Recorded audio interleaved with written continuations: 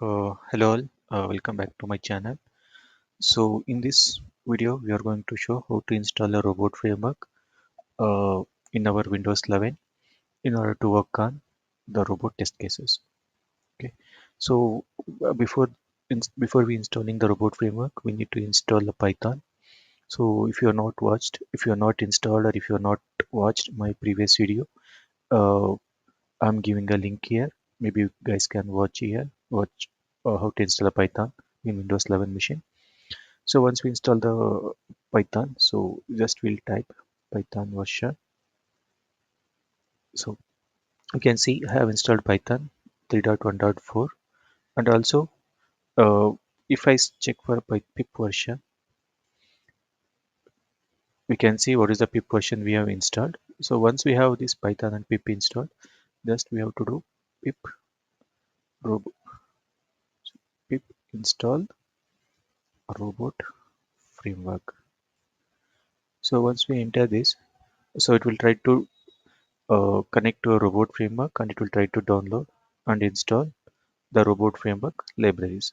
Okay, so if you see here, it says like successfully installed robot framework. To confirm that, you can go and check.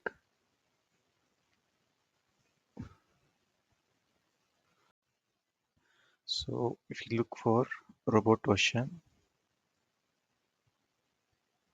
so it is saying like, so the robot is not recognized as an internal or external command. So it is because we are not installed in proper way.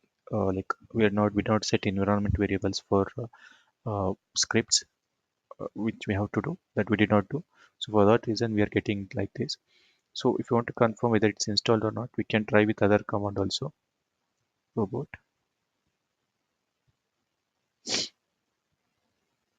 So if you see here, it will show what is the robot framework version it is installed in our system. So also we can see where this robot framework is installed. Sorry.